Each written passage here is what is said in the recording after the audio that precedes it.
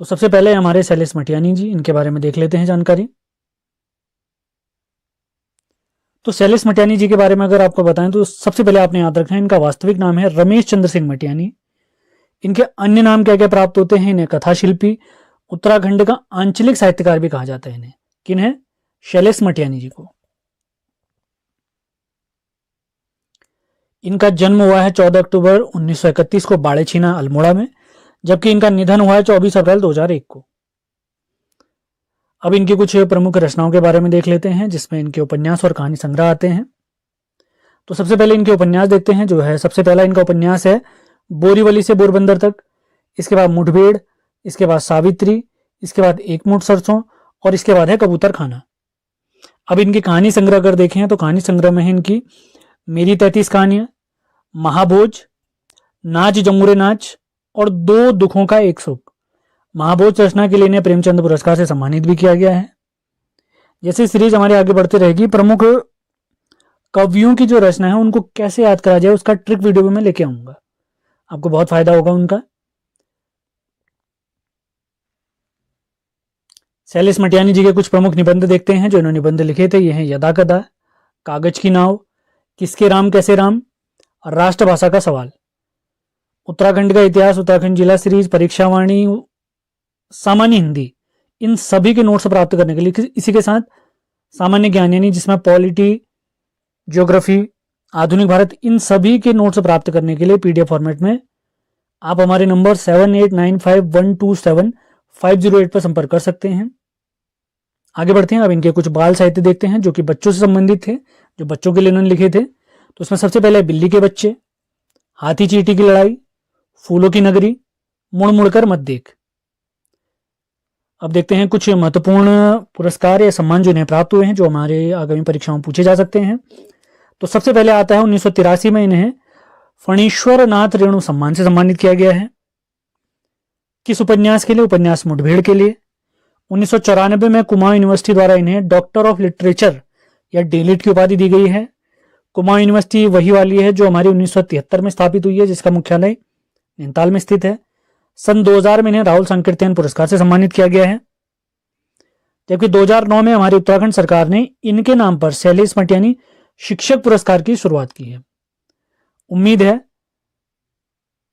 सारे पॉइंट आपके क्लियर हुए होंगे। और इनका एक और पॉइंट आपको बता देता हूं, एक पत्रिका का संपादन इन्होंने किया था जिसका नाम जनपक्ष प्राप्त होता है।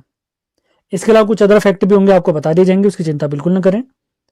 आगे बढ़ते हैं। आज के वीडियो में हम ये मान के चलिए जो उत्तराखंड से संबंधित हमारे कवि हमारे सिलेबस में दिए गए हैं उनके बारे में जानकारी ले रहे हैं, पहले उन पर ही विशेष फोकस किया जाएगा। आगे बढ़ते हैं। आप देखते हैं मंगलेश डबराल जी। इनका जन्म 16 मई 1948 को हुआ है। काफल पानी गांव टिहरी में। सवाल पूछा जा सकता है काफल पानी गांव कहां स्थित है।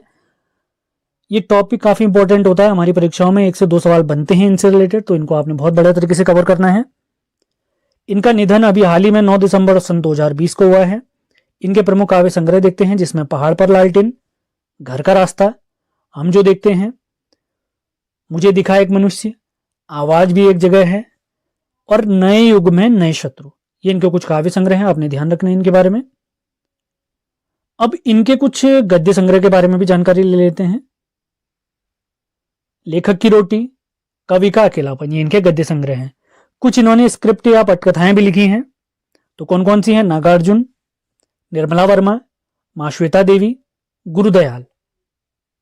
इनका एक यात्रा वृत्तांत है। यात्रा वृत्तांत मतलब जर्नी के दौरान, यात्रा के दौरान जो जो इन्होंने महसूस किया, जो जो चीजें इन्होंने सीखी, वो सारे एक्सपीरियंस यहाँ पे लिखे गए होंगे। तो यात्रा वृत्तांत इनका है। एक बार अयुवा, ये काफी इंपॉर्टेंट हो सकता है, ध्यान रखना आपने। सन 2000 में इन्हें साहित्य अकादमी पुरस्कार से सम्मानित किया गया इनकी रचना हम जो देखते हैं के लिए। साहित्य अकादमी पुरस्कार के बारे में अगर आपको जानकारी दूं, 1954 में साहित्य अकादमी की स्थापना की गई और 1954 में, और पहली बार साहित्य अकादमी पुरस्कार दिए गए 1955 में। अब किसे दिया गया आपने बताना है कि पहला साहित्य अकादमी पुरस्कार। अंतिम पॉइंट इनके बारे में देखते हैं। इन्होंने पत्रिका पूर्वाग्रह में संपादन का कार्य भी किया था, यानी एडिटर रहे थे ये। किनकी बात देखी हमने? मंगलेश डबराल जी। अगले साहित्यकार देखते हैं जो कि हमारे सिलेबस में दिए गए हैं, हमारे प्यारे उत्तराखंड के शेखर जोशी जी, जिनका भी कुछ महीने पहले निधन हुआ है।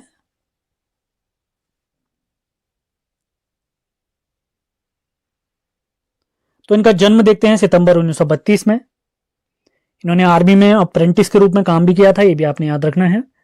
अब इनके प्रमुख उपन्यास देखते हैं जो काफी महत्वपूर्ण हो सकते हैं। मेरा पहाड़, अथ मूसक उवाच, चींटे के पर, सात के लोग, हलवाला। इनके कुछ प्रमुख कहानी संग्रह हैं जिसमें दाजू काफी इंपॉर्टेंट है, मोस्ट इंपॉर्टेंट मान के चले। नौरंगी बीमार है, प्रथम साक्षात्कार, बिरादरी और गाइड। ये सारे पॉइंट क्लियर करते हुए चले आप लोग। पीडीएफ के लिए आप हमारे नंबर पर संपर्क कर सकते हैं, कुछ पेड करना होगा आपने। इन वीडियो हमेशा फ्री रहेंगे, उसकी चिंता बिल्कुल न करें। अब इनके कुछ प्रमुख सम्मान देखते हैं जो इनको प्राप्त हुए हैं। 1987 में इन्हें महावीर प्रसाद द्विवेदी पुरस्कार से सम्मानित किया उत्तर प्रदेश सरकार द्वारा। 1995 में इन्हें साहित्य भूषण पुरस्कार से सम्मानित किया गया है।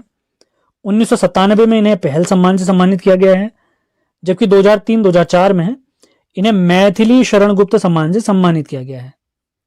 तो इसी के साथ आज का हमारा लेक्चर तो पहले कवि हैं हमारे सुमित्रानंदन पंत जी। इनके बारे में देखते हैं। इनका जन्म 20 मई सन 1900 को कौसानी बागेश्वर में हुआ।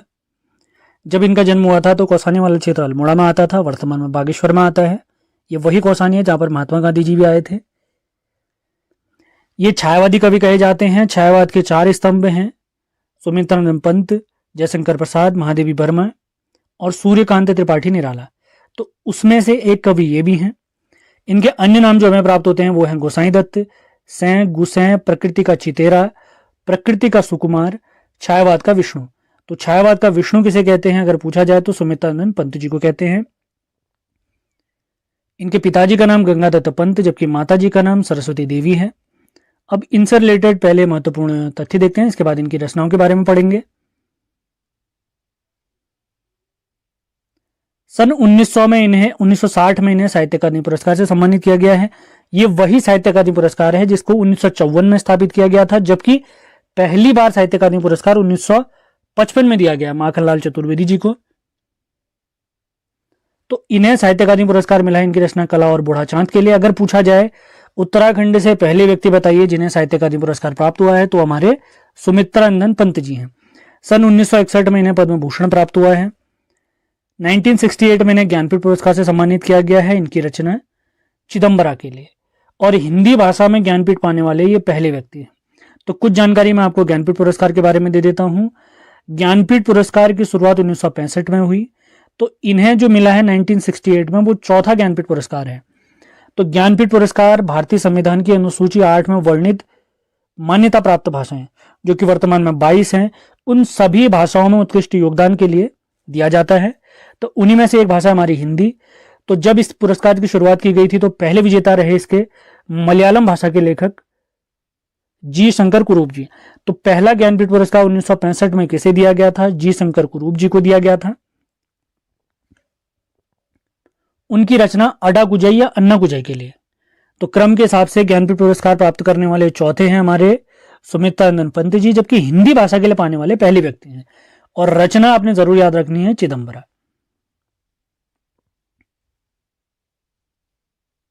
आगे बढ़ते हैं।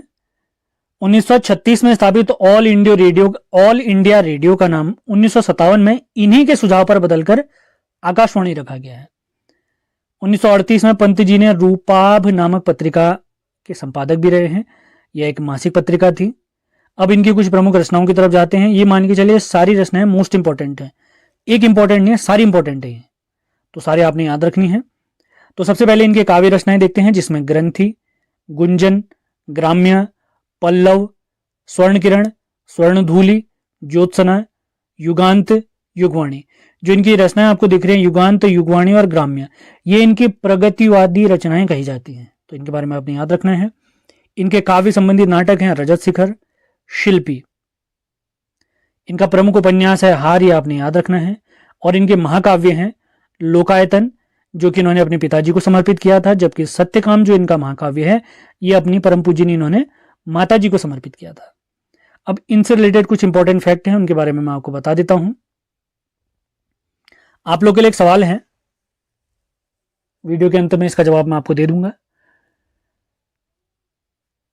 या आप ही दें तो बेहतर रहेगा, मैं बाद में दे दूंगा, कोई दिक्कत नहीं। कमेंट बॉक्स में आप लोग जवाब जरूर दें। सवाल है सुमित्रानंदन पंत जी का जो संग्रहालय है वो कहां पर स्थित है, आपने बताना है।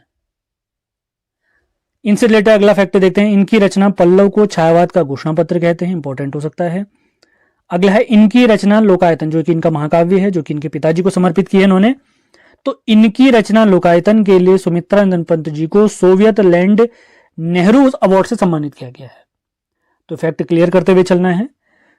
सेशन पसंद आ रहे हैं तो इनको लाइक और शेयर जरूर करें। पीडीएफ के लिए आप हमारे नंबर पर संपर्क कर सकते हैं 7895127508। तो बढ़ते हैं अगले कवि पीताम्बर दत्त बड़थवाल जी के बारे में। इनका जन्म 13 दिसंबर 1901 को पौड़ी के पाली गांव में हुआ है। ये हिंदी साहित्य में शोध करने वाले पहले कवि हैं और अपने शोध कार्य जो इन्होंने शोध कार्य किया था वो है इनका द निर्गुण स्कूल ऑफ हिंदी पोएट्री। तो इसी शोध कार्य के लिए 1933 में इन्हें BHU बनारस हिंदू विश्वविद्यालय से डीलिट डॉक्टरेट ऑफ लिटरेचर इसकी उपाधि इन्हें प्राप्त हुई है। ये पहले व्यक्ति हैं जिन्हें डॉक्टरेट ऑफ लिटरेचर की उपाधि दी गई है साहित्य के फील्ड में।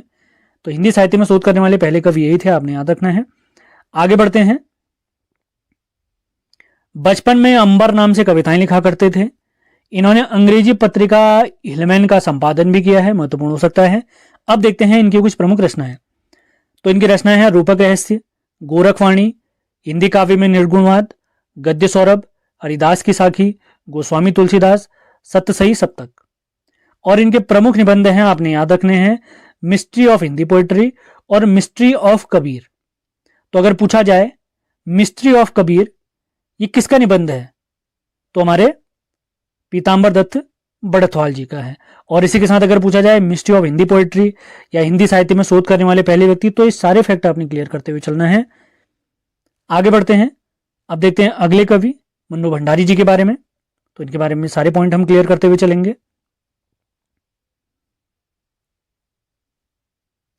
इनका जन्म हुआ है 3 अप्रैल 1931 को भानपुरा मध्य प्रदेश में।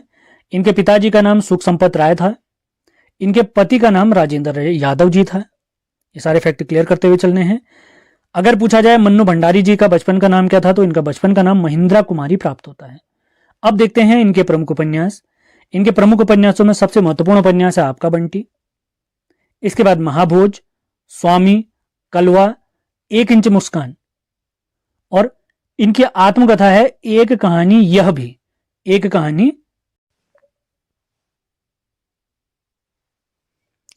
आपका बंटी के बारे में कुछ जानकारी आपको दे देते हैं, इसके बारे में पूछा भी गया है। तो आपका बंटी में याद रखेंगे तलाक की त्रासदी, यानी जब घर परिवार में तलाक होते हैं तो बच्चों पर कैसा असर पड़ता है, उसके बारे में इस पुस्तक में जानकारी मिलेगी आपको। 1 इंच मुस्कान जो इनकी रचना है, जो इनका उपन्यास है, ये इन्होंने अपने पति राजेंद्र यादव जी की मदद से लिखी है। और महाभोज ये रचना जो इनकी है, इसमें आम आदमी की त्रासदी दिखाई गई है, यानी आम आदमी हमारे समाज में कैसे कैसी समस्याओं से जूझता है उसके बारे में जानकारी मिलती है। तो ये चीजें क्लियर करते हुए चलना है आपने। कठिन पेपर आएंगे तो पूछा जा सकता है, पूछा भी गया है पहली परीक्षाओं में। अब देखते हैं इनकी प्रमुख कहानियां, जिसमें है 1 प्लेट सैलाब, मैं हार गई, श्रेष्ठ कहानियां, यही सच है, आंखों देखा झूठ, नायक खलनायक, त्रिशंकु, 3 निगाहों की एक तस्वीर। ये सभी इनकी क्या हैं, कहानियां हैं। एक इंपॉर्टेंट फैक्ट आप क्लियर करते हुए चलेंगे, ये जो इनकी कहानियां आपको दिख रही है यही सच है, इस कहानी पर एक मूवी बनी है बॉलीवुड में जिसे कहते हैं रजनीगंधा, जिस मूवी का नाम था रजनीगंधा। अगला फैक्ट देखते हैं, इन्होंने कुछ पटकथाएं यानी स्क्रिप्ट राइटिंग भी की है, रजनी की, निर्मला, स्वामी और दर्पण की। किसने, मन्नू भंडारी जी ने। अगला महत्वपूर्ण अगर मैं फैक्ट आपको बताऊं, जो आपको इनकी रचना दिख रही है एक कहानी यह भी, ये कहानी आपको दिख रही है जो इनकी आत्मकथा है। इस आत्मकथा के लिए इनको सन 2008 में प्रसिद्ध व्यास सम्मान से सम्मानित किया गया है। तो चीजें क्लियर करते हुए चलने हैं आपने, यहां पर मैंने लिखा नहीं है, आपने इसको नोट डाउन करते हुए चलना है। और इनकी जो यही सच है कहानी पर रजनीगंधा मूवी बनी थी, इसे बेस्ट फिल्म का अवार्ड भी प्राप्त हुआ है। अब इसे बेस्ट फिल्म का अवार्ड कब प्राप्त हुआ आपने बताना है। और एक सवाल मैंने अभी आपसे पूछा था, सुमित्रानंदन पंत जी का संग्रहालय ये कहां पर स्थित है पंतविथी का, तो रामगढ़ में स्थित है, ये आपने याद रखना है। रामगढ़ में स्थित है या नहीं है ये भी सर्च करें आप लोग, ये आप लोग के लिए सवाल है, मैंने तो बता दिया है। उम्मीद है सेशन पसंद आ रहे। हम देखने वाले हैं राहुल संकीर्तन जी के बारे में। इनका जन्म 9 अप्रैल 1893 को पंदहा गांव आजमगढ़ में हुआ है, यानी यूपी में है जगह। इनका निधन हुआ है 14 अप्रैल 1963 को। इनकी उपाधियां या इनके अन्य नाम जो प्राप्त होते हैं हमें महापंडित, त्रिपिटकाचार्य, हिंदी यात्रा साहित्य का पितामह भी कहते हैं इन्हें। और इनका अगर वास्तविक नाम पूछा जाए तो इनका वास्तविक नाम है केदारनाथ पांडे जी। इनकी आत्मकथा का नाम है मेरी जीवन यात्रा। इनकी जीवनी के लेखक जो इनके जीवन पर आधारित है प्रभाकर मावचे जी हैं। इनके जीवन पर आधारित एक पुस्तक है राहुल का संघर्ष। इसके लेखक हैं श्रीनिवास शर्मा जी। श्रीनिवास शर्मा जी।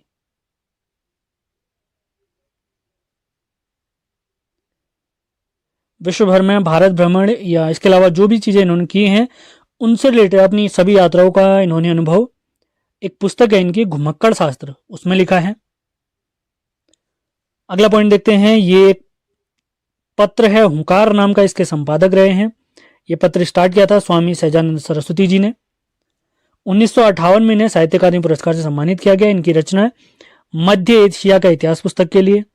1963 में इन्हें पद्म भूषण से सम्मानित किया गया है।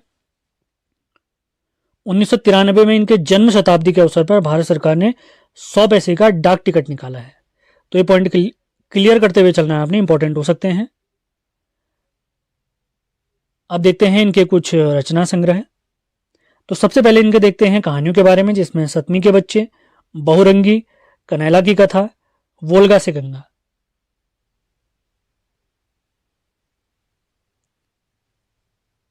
इसके बाद इनके उपन्यास अगर हम देखें, इनके प्रमुख उपन्यास हैं 22वीं सदी, जीने के लिए, दिवोदास, विस्मित यात्री, सिंह सेनापति और जय अवधेश।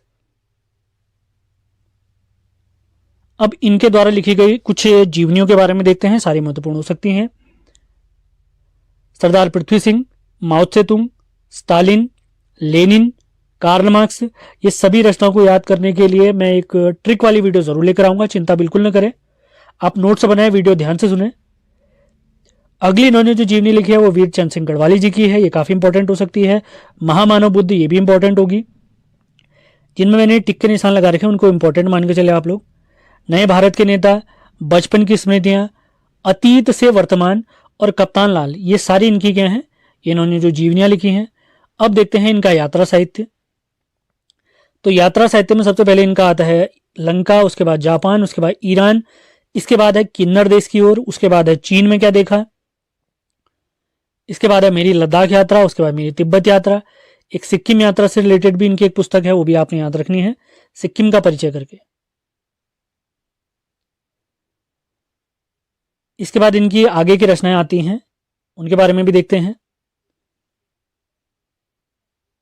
मेरी लद्दाख यात्रा, मेरी तिब्बत यात्रा, तिब्बत में 1.25 वर्ष, रूस में 25 माह, विश्व की रूपरेखा और हिमालय पर जो कि 2 भागों में थी। पहला भाग गढ़वाल के बारे में है, जबकि दूसरा भाग कुमाऊं के बारे में है। तो इसी के साथ राहुल संकीर्तन जी से रिलेटेड सारे महत्वपूर्ण फैक्ट मैंने कवर करा दिए हैं। इसके अलावा भी आपको कोई पॉइंट एक्स्ट्रा लगते हैं तो उन्हें नोट डाउन करें, कमेंट बॉक्स में भी लिख के बताएं। तो अगले कवि जो आज हम देखने वाले हैं वो हैं आचार्य प्रसाद द्विवेदी जी। इसके बाद गौरापंत शिवानी के बारे में देखेंगे हम। तो एक निबंधकार और आलोचक रहे हैं। इनका जन्म 19 अगस्त 1907 को हुआ है, जबकि निधन 19 मई 1979 को हुआ है। इनके बचपन का नाम वैद्यनाथ द्विवेदी इंपॉर्टेंट हो सकता है। पिताजी का नाम अनमोल द्विवेदी और माताजी का नाम ज्योतिषमती देवी। इनकी जो भाषा है वो परिमार्जित खड़ी बोली कही जाती है। 1949 में लखनऊ विश्वविद्यालय से इन्हें डीलिट, डॉक्टरेट ऑफ लिटरेचर की उपाधि प्राप्त हुई। 1957 में इन्हें पद्म भूषण, 1973 में इन्हें साहित्य अकादमी पुरस्कार मिला है। इनके निबंध आलोक पर्व के लिए पिछले साल ही उत्तराखंड की परीक्षा में पूछा गया सवाल है। 1997 में भारत सरकार ने इनकी याद में 2 रुपये का डाक टिकट जारी किया है, ये भी आपने याद करते हुए चलना है। अब देखते हैं इनके कुछ आलोचनात्मक रचनाएं। सबसे पहले है सूर साहित्य, उसके बाद है हिंदी साहित्य का आदिकाल, उसके बाद है मेघदूत एक पुरानी कहानी, उसके बाद है हिंदी साहित्य की भूमिका, साहित्य का मर्म, हिंदी साहित्य का उद्भव और विकास, उसके बाद है कबीर, उसके बाद नाथ साहित्य, उसके बाद अगली रचना है इनकी लालित्य तत्व और साहित्य सहचर। अब देखते हैं इनके कुछ निबंध जो फेमस निबंध हैं इनके। तो सबसे पहले है काफी इंपॉर्टेंट अशोक के फूल, उसके बाद कल्पलता, विचार प्रवाह, कुटज, आलोक पर्व, विष के दंत, नाखून क्यों पड़ते हैं, इंपॉर्टेंट हो सकते हैं। इनके प्रमुख उपन्यास हैं बाणभट्ट की कथा, चारू चंद्रलेख, पुनर्नवा, अनामदास का पोथा। प्रमुख कहानियां देखते हैं इनकी जो है सीरीज के फूल, हम क्या करें, साहित्य का नया कदम, ब्रह्मांड का विस्तार और केतु दर्शन। इसके अलावा कुछ और भी अन्य इनकी रचनाएं हैं, उनके बारे में भी देख लेते हैं, पूछे जा सकते हैं तो विशेष ध्यान रखना है आपने। संक्षिप्त पृथ्वीराज आसो, संदेश रासक, सिख गुरुओं का पुण्य स्मरण और महापुरुषों का स्मरण। तो इसी के साथ दूसरे कवि भी हमारे समाप्त होते हैं जो आज हमने देखे, हजारी प्रसाद द्विवेदी जी। अब देखते हैं गौरापंत शिवानी जी के बारे में। आज के हमारे तीसरे और अंतिम कवि हैं गौरापंत शिवानी जी। इन्हें शिवानी के नाम से भी जाना जाता है। इनका जन्म 17 अक्टूबर 1923 को राजकोट गुजरात में हुआ। इनके पिताजी का नाम अश्विनी कुमार पांडे। इनकी पहली रचना अल्मोड़ा से प्रकाशित होने वाली पत्रिका है नटखट, उसमें छपी थी। 1982 में इन्हें पद्मश्री से सम्मानित किया गया है। इनकी रचना मैं मुर्गा हूं, ये 1951 में धर्मयुग नामक पत्रिका में छपी थी। इंपॉर्टेंट हो सकता है। अब इनके कुछ प्रमुख उपन्यासों के बारे में देख लेते हैं। कृष्णकली, कालिंदी, अतिथि, पूतोवाली, शमशान चंपा, मायापुरी, कैंजा, गेंदा, भैरवी, स्वयं सिद्धा, रतिविलाप और आकाश। इसके बाद अंतिम जो इनका काफी इंपॉर्टेंट हो सकता है, चल खुसरो घर अपने। इसके अलावा इनके कुछ कहानी संग्रह भी हम देखते हैं। सेशन पसंद आ रहे हैं तो इनको लाइक और शेयर जरूर करना है आपने। ये वीडियो लगातार रहेंगे। जैसे हमने परीक्षावाणी, इतिहास, जिला सीरीज कंप्लीट कराए, वैसे हिंदी, बीएस नेगी सारी सीरीज कंप्लीट कराए जाएंगे। बिल्कुल चिंता नहीं करें, लगातार बने रहें। सेशन पसंद आते हैं तो लाइक और शेयर जरूर करें। तो इनके कहानी संग्रह देखते हैं, पुष्पहार, लाल हवेली, शिवानी की श्रेष्ठ कहानियां और शिवानी की मशहूर कहानियां। और इनके प्रमुख धारावाहिक देखते हैं जिसमें इन्होंने लेखन का कार्य किया, सुरंगमा और रतिविलाप, मेरा बेटा और तीसरा बेटा। तो इसी के साथ आज का ये सेशन हमारा समाप्त होता है। तो हिंदी तो पहले कवि हैं हमारे सुमित्रानंद पंत जी। इनके बारे में देखते हैं। इनका जन्म 20 मई सन 1900 को कौसानी बागेश्वर में हुआ। जब इनका जन्म हुआ था तो कौसानी वाला क्षेत्र अल्मोड़ा में आता था, वर्तमान में बागेश्वर में आता है। ये वही कौसानी है जहां पर महात्मा गांधी जी भी आए थे। ये छायावादी कवि कहे जाते हैं। छायावाद के 4 स्तंभ हैं, सुमित्रानंद पंत, जयशंकर प्रसाद, महादेवी वर्मा और सूर्यकांत त्रिपाठी निराला। तो उसमें से एक कवि ये भी हैं। इनके अन्य नाम जो हमें प्राप्त होते हैं वो हैं गोसाई दत्त, सैं, गुसैं, प्रकृति का चितेरा, प्रकृति का सुकुमार, छायावाद का विष्णु। तो छायावाद का विष्णु किसे कहते हैं अगर पूछा जाए तो सुमित्रानंद पंत जी को कहते हैं। इनके पिताजी का नाम गंगादत्त पंत जबकि माताजी का नाम सरस्वती देवी है। अब इनसे रिलेटेड पहले महत्वपूर्ण तथ्य देखते हैं, इसके बाद इनकी रचनाओं के बारे में पढ़ेंगे। सन 1900 में इन्हें 1960 में इन्हें साहित्य अकादमी पुरस्कार से सम्मानित किया गया है। ये वही साहित्य अकादमी पुरस्कार है जिसको 1954 में स्थापित किया गया था, जबकि पहली बार साहित्य अकादमी पुरस्कार 1955 में दिया गया माखनलाल चतुर्वेदी जी को। तो इन्हें साहित्य अकादमी पुरस्कार मिला है इनकी रचना कला और बूढ़ा चांद के लिए। अगर पूछा जाए उत्तराखंड से पहले व्यक्ति बताइए जिन्हें साहित्य अकादमी पुरस्कार प्राप्त हुआ है, तो हमारे सुमित्रानंद पंत जी हैं। सन 1961 में इन्हें पद्म भूषण प्राप्त हुआ है। 1968 में इन्हें ज्ञानपीठ पुरस्कार से सम्मानित किया गया है इनकी रचना चिदम्बरा के लिए। और हिंदी भाषा में ज्ञानपीठ पाने वाले ये पहले व्यक्ति हैं। तो कुछ जानकारी मैं आपको ज्ञानपीठ पुरस्कार के बारे में दे देता हूं। ज्ञानपीठ पुरस्कार की शुरुआत 1965 में हुई, तो इन्हें जो मिला है 1968 में वो चौथा ज्ञानपीठ पुरस्कार है। तो ज्ञानपीठ पुरस्कार भारतीय संविधान की अनुसूची 8 में वर्णित मान्यता प्राप्त भाषाएं जो कि वर्तमान में 22 हैं, उन सभी भाषाओं में उत्कृष्ट योगदान के लिए दिया जाता है। तो उन्हीं में से एक भाषा हमारी हिंदी। तो जब इस पुरस्कार की शुरुआत की गई थी तो पहले विजेता रहे इसके मलयालम भाषा के लेखक जी शंकर कुरूप जी। तो पहला ज्ञानपीठ पुरस्कार 1965 में किसे दिया गया था? जी शंकर कुरूप जी को दिया गया था। उनकी रचना अडा गुजई या अन्ना गुजई के लिए। तो क्रम के हिसाब से ज्ञानपीठ पुरस्कार प्राप्त करने वाले चौथे हैं हमारे सुमित्रानंद पंत जी, जबकि हिंदी भाषा के लिए पाने वाले पहले व्यक्ति हैं। और रचना आपने जरूर याद रखनी है चिदम्बरा।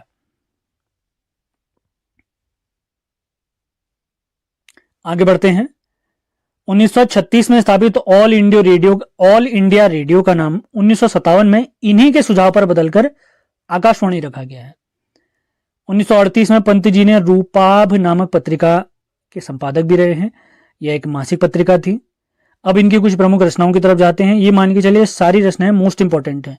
एक इंपॉर्टेंट नहीं है, सारी इंपॉर्टेंट है, तो सारे आपने याद रखनी है।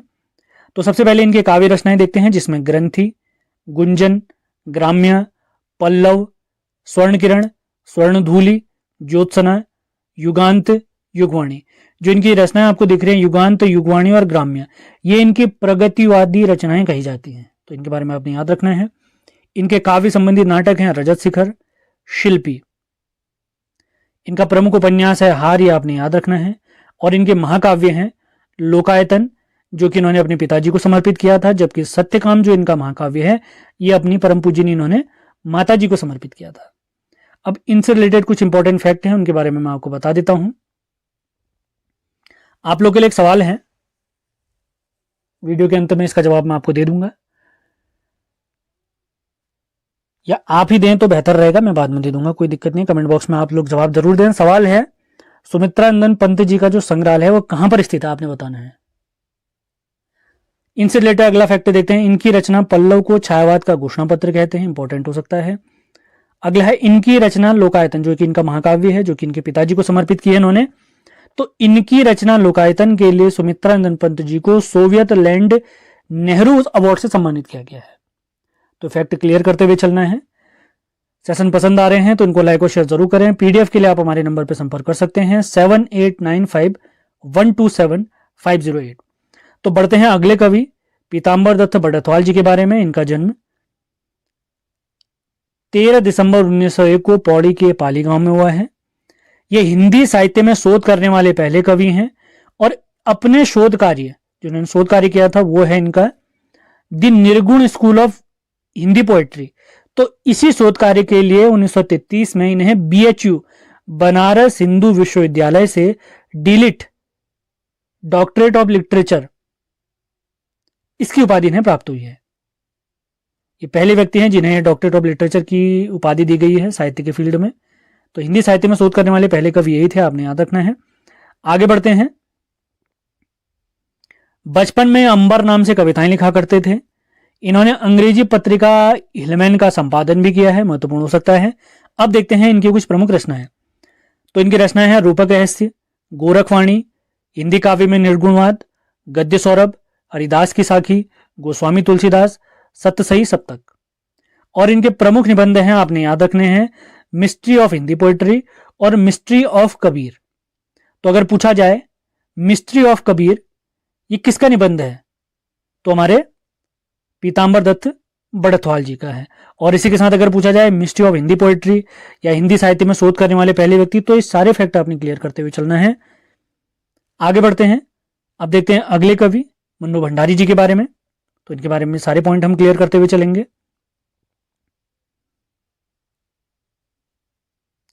इनका जन्म हुआ है 3 अप्रैल 1931 को भानपुरा मध्य प्रदेश में।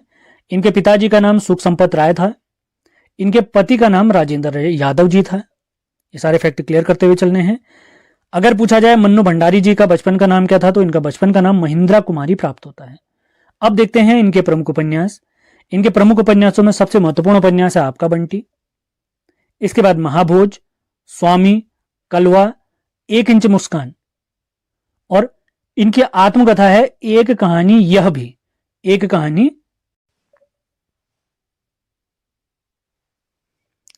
आपका बंटी के बारे में कुछ जानकारी आपको दे देते हैं, इसके बारे में पूछा भी गया है। तो आपका बंटी में याद रखेंगे तलाक की त्रासदी, यानी जब घर परिवार में तलाक होते हैं तो बच्चों पर कैसा असर पड़ता है, उसके बारे में इस पुस्तक में जानकारी मिलेगी आपको। 1 इंच मुस्कान जो इनकी रचना है, जो इनका उपन्यास है, ये इन्होंने अपने पति राजेंद्र यादव जी की मदद से लिखी है। और महाभोज ये रचना जो इनकी है, इसमें आम आदमी की त्रासदी दिखाई गई है, यानी आम आदमी हमारे समाज में कैसे कैसी समस्याओं से जूझता है, उसके बारे में जानकारी मिलती है। तो ये चीजें क्लियर करते हुए चलना है आपने। कठिन पेपर आएंगे तो पूछा जा सकता है, पूछा भी गया है पहली परीक्षाओं में। अब देखते हैं इनकी प्रमुख कहानियां, जिसमें है 1 प्लेट सैलाब, मैं हार गई, श्रेष्ठ कहानियां, यही सच है, आंखों देखा झूठ, नायक खलनायक, त्रिशंकु, 3 निगाहों की एक तस्वीर। ये सभी इनकी क्या हैं, कहानियां हैं। एक इंपॉर्टेंट फैक्ट आप क्लियर करते हुए चलेंगे, ये जो इनकी कहानियां आपको दिख रही है, यही सच है, इस कहानी पर एक मूवी बनी है बॉलीवुड में, जिसे कहते हैं रजनीगंधा, जिस मूवी का नाम था रजनीगंधा। अगला फैक्ट देखते हैं, इन्होंने कुछ पटकथाएं यानी स्क्रिप्ट राइटिंग भी की है। रजनी की, निर्मला, स्वामी और दर्पण की। किसने? मन्नू भंडारी जी ने। अगला महत्वपूर्ण अगर मैं फैक्ट आपको बताऊं, जो आपको इनकी रचना दिख रही है, एक कहानी यह भी, ये कहानी आपको दिख रही है जो इनकी आत्मकथा है। इस आत्मकथा के लिए इनको सन 2008 में प्रसिद्ध व्यास सम्मान से सम्मानित किया गया है। तो एक चीजें क्लियर करते हुए चलने हैं आपने, यहां पर मैंने लिखा नहीं है, आपने इसको नोट डाउन करते हुए चलना है। और इनकी जो यही सच है कहानी पर रजनीगंधा मूवी बनी थी, इसे बेस्ट फिल्म का अवार्ड भी प्राप्त हुआ है। अब इसे बेस्ट फिल्म का अवार्ड कब प्राप्त हुआ आपने बताना है। और एक सवाल मैंने अभी आपसे पूछा था, सुमित्रा नंदन पंत जी का संग्रहालय ये कहां पर स्थित है पंतविथि का? तो रामगढ़ में स्थित है, ये आपने याद रखना है। रामगढ़ में स्थित है या नहीं है ये भी सर्च करें आप लोग, ये आप लोग के लिए सवाल है, मैंने तो बता दिया है। उम्मीद है सेशन पसंद आ रहे। तो सबसे पहला पॉइंट है, इनका जन्म 26 मार्च 1907 को फर्रुखाबाद यूपी में हुआ है। जबकि इनका निधन आपने याद रखना है, इनका निधन हुआ है 11 सितंबर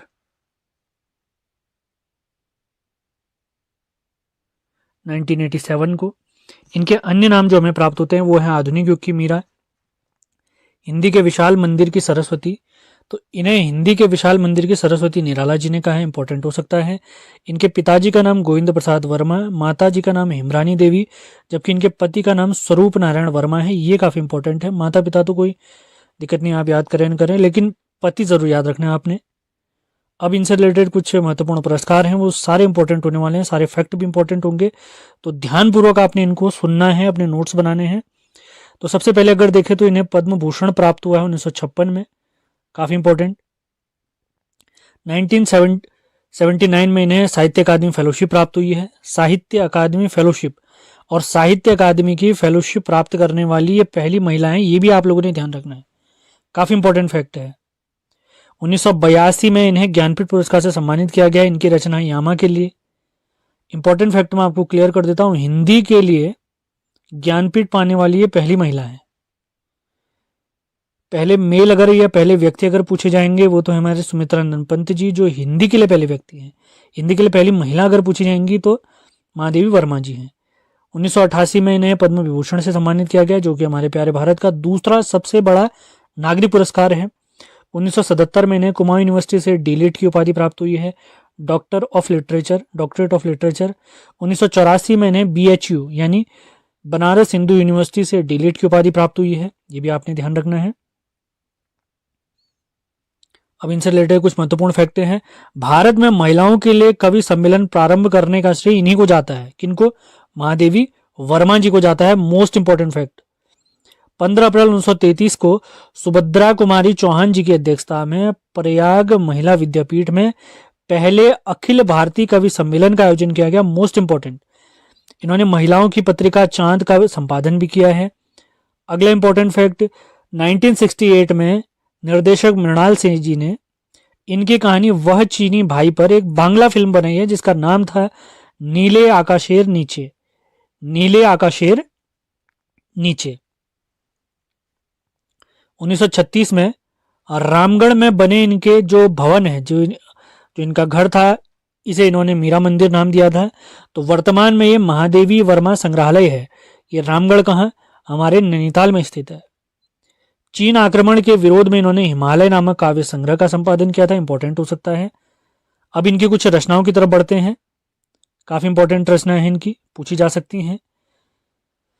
तो सबसे पहले इनके देखते हैं काव्य रचनाएं, काव्य संग्रह।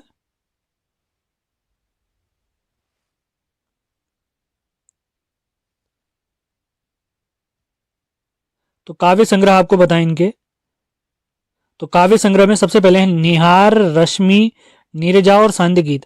ये ध्यान देंगे आप लोग, इन सभी का संकलन यामा नामक पुस्तक में किया गया है। निहार, रश्मि, नीरजा और सांध्य गीत, यामा में इन सभी का ही संकलन है। यामा वही रचना है जिसके लिए इन्हें 1982 में ज्ञानपीठ पुरस्कार से सम्मानित किया गया है। अगली काव्य रचना है इनकी दीपशिखा, सप्तपर्णा, प्रथम आयाम, अग्निरेखा, जो कि मरणोपरांत इनके निधन के बाद 1990 में प्रकाशित हुई है। तो ये स्टार्टिंग की 3 रचनाएं तो मोस्ट इंपॉर्टेंट है, यामा की वजह से आपने याद रखना है। स्टार्टिंग की 4 रचनाएं निहार, रश्मि, नीरजा, सांध्य गीत, आपने कोड से याद रखना है, तो NRNS करके इसको याद रख सकते हैं आप। N से निहार, R से रश्मि, N से नीरजा और S से सांध्य गीत। अब इनके कुछ बाल साहित्य देखते हैं जो कि इनके हैं ठाकुर जी बोले हैं, आज खरीदेंगे हम ज्वाला। इनके कुछ संस्मरण हैं, इसमें पथ के साथी, मेरा परिवार शामिल है। इनके कुछ रेखा चित्र हैं जिसमें अतीत के चलचित्र काफी इंपॉर्टेंट पूछा गया, स्मृति की रेखा है पूछा जा सकता है इंपॉर्टेंट। इनके निबंध संग्रह हैं, श्रृंखला की कड़ियां, विवेचनात्मक गद्य काफी इंपॉर्टेंट, और इनकी कहानी काफी इंपॉर्टेंट है, गिल्लू। इसको भी आपने ध्यान रखते हुए चलना है, गिल्लू। तो महादेव वर्मा जी के बारे में समाप्त होता है। अब अगले कवि की तरफ बढ़। अगले कवि हैं हमारे आज के हरिशंकर परसाई जी। इनका जन्म 22 अगस्त 1924 को होशंगाबाद मध्य प्रदेश में हुआ है। ये प्रसिद्ध व्यंग्यकार रहे हैं। इन्होंने वसुधा नामक पत्रिका में संपादन भी किया हुआ है। अब इनसे रिलेटेड कुछ महत्वपूर्ण फैक्ट और इनके कुछ साहित्यिक संग्रह भी देख लेते हैं।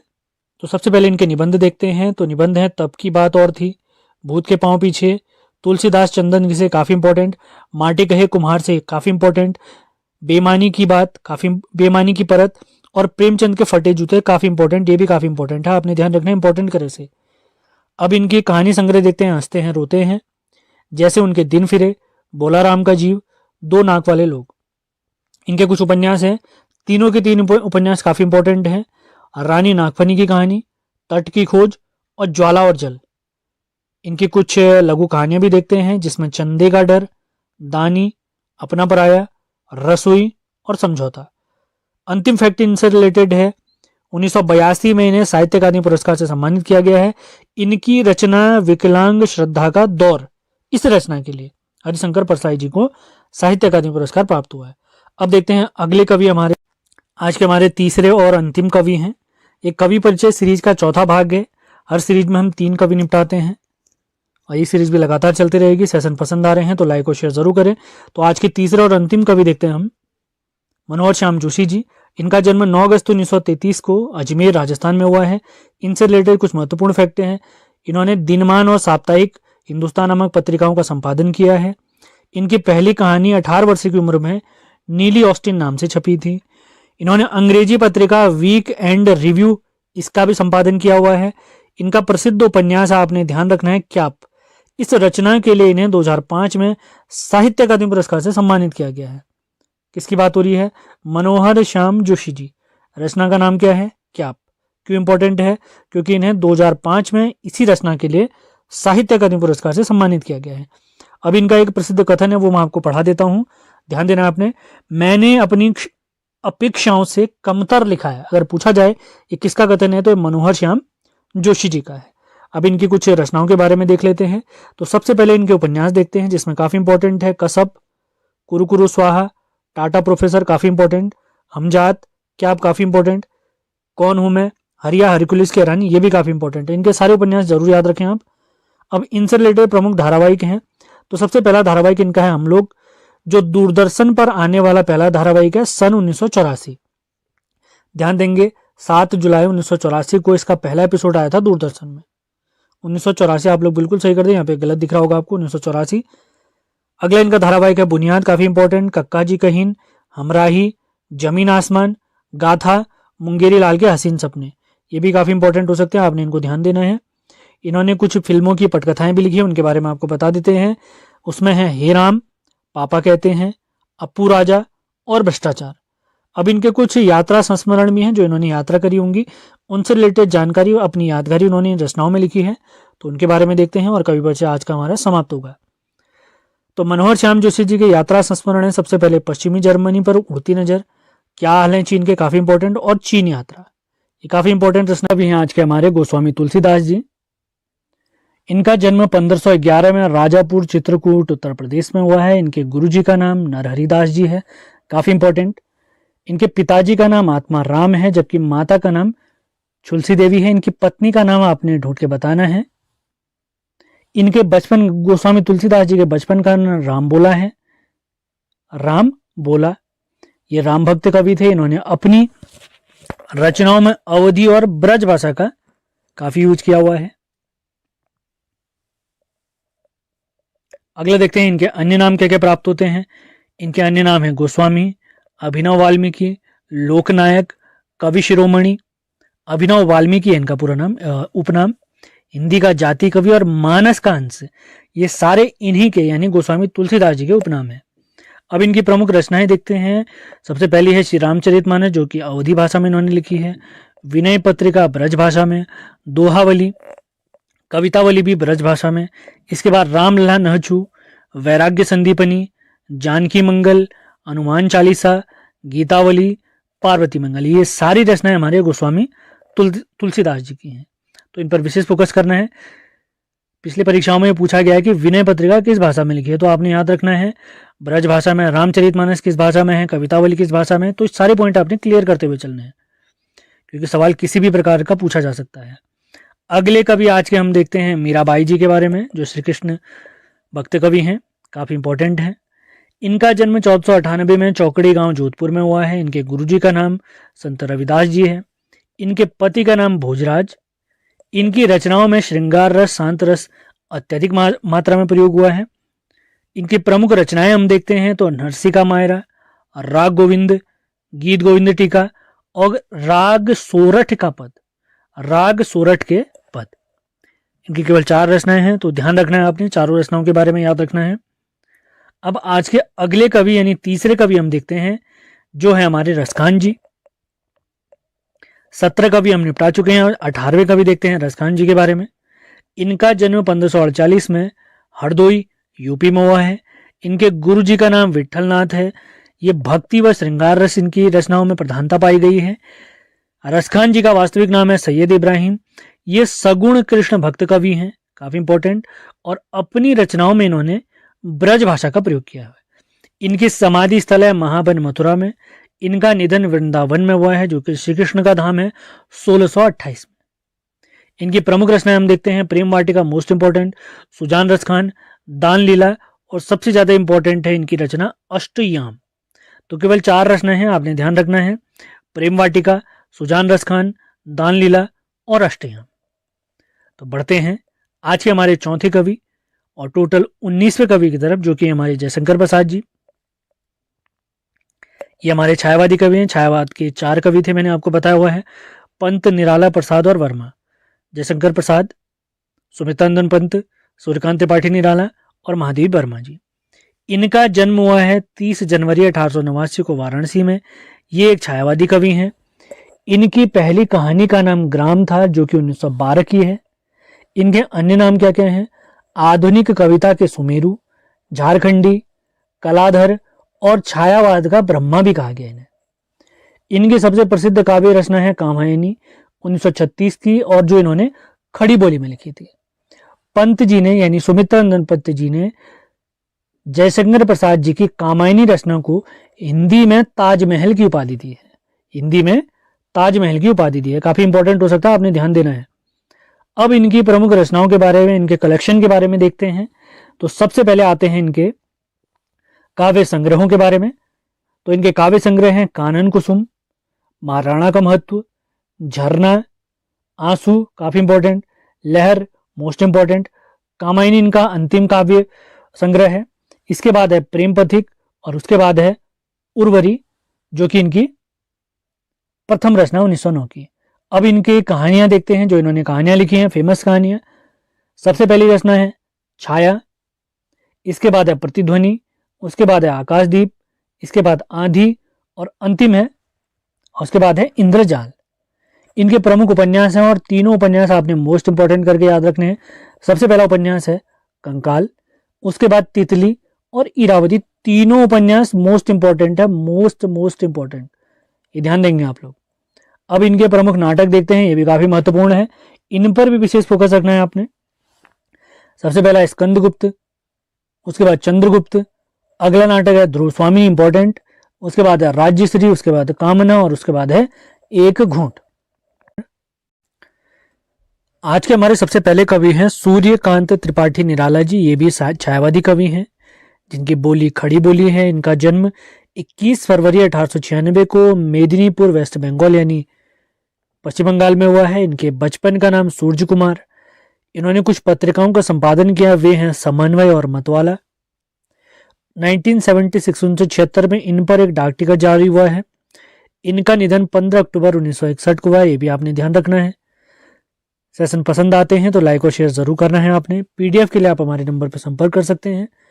इन्हें हिंदी साहित्य में निराला जी को हिंदी साहित्य में मुक्तक छंद का प्रवर्तक माना जाता है।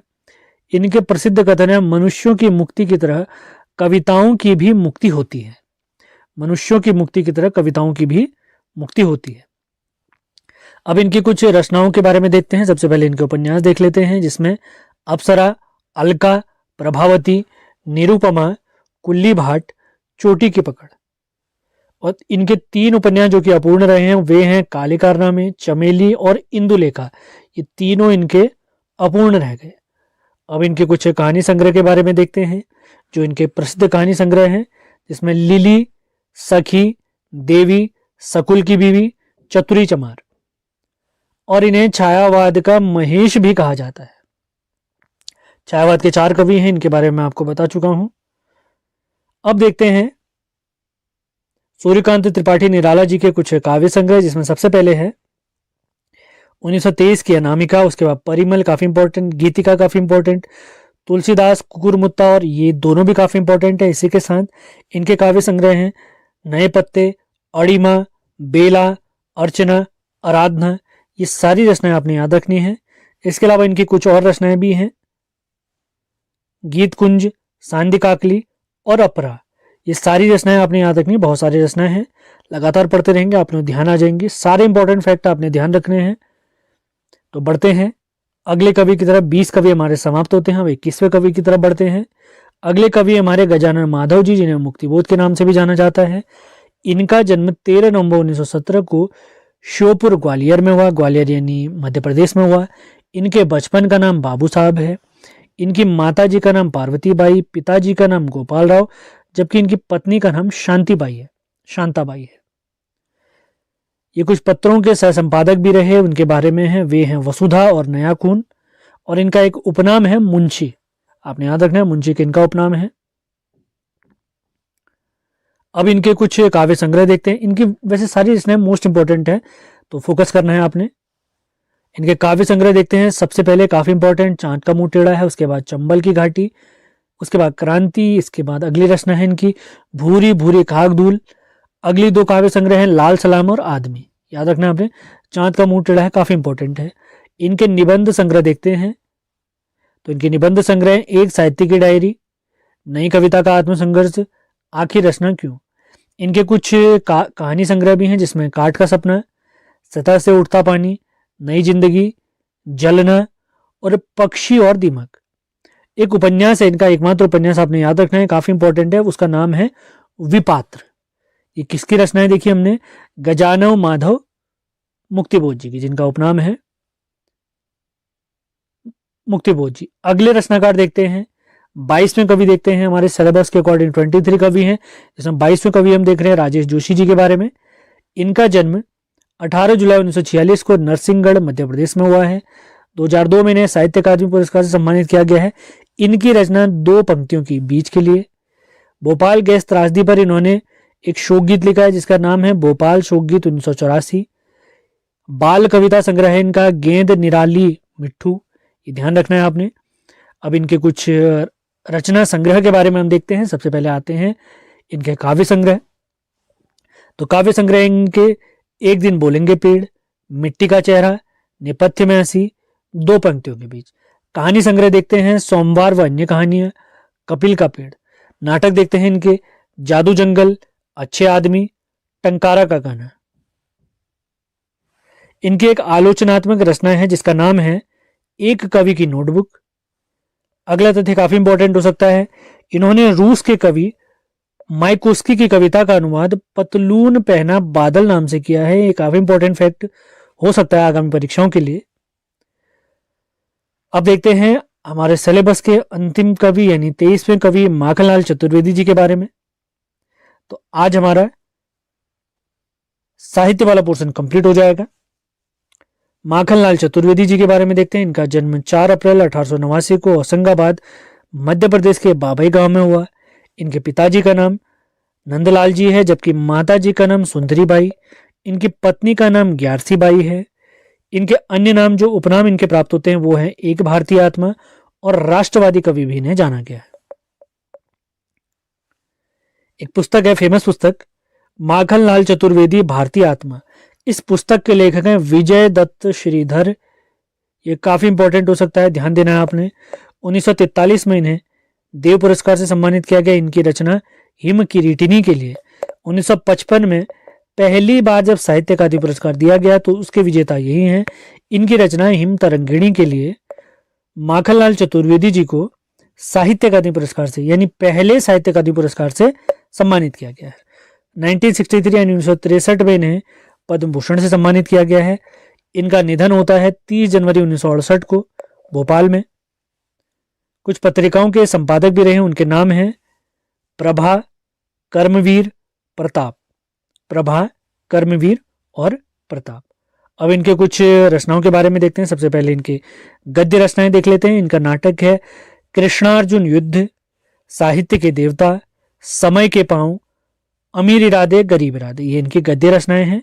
अब इनके कुछ काव्य संग्रह की तरफ बढ़ते हैं। सबसे पहले आती है हिम किरीटिनी, उसके बाद है माता, उसके बाद युग चरण, अगली रचना हिम तरंगिणी, इसके बाद समर्पण, अगली रचना वेणुलो गूंजे धरा, अगली रचना है धूम्रवलय, और अंतिम 3 रचनाएं देखते हैं इनकी जो काफी फेमस हो सकती हैं, इंपॉर्टेंट हो सकती हैं।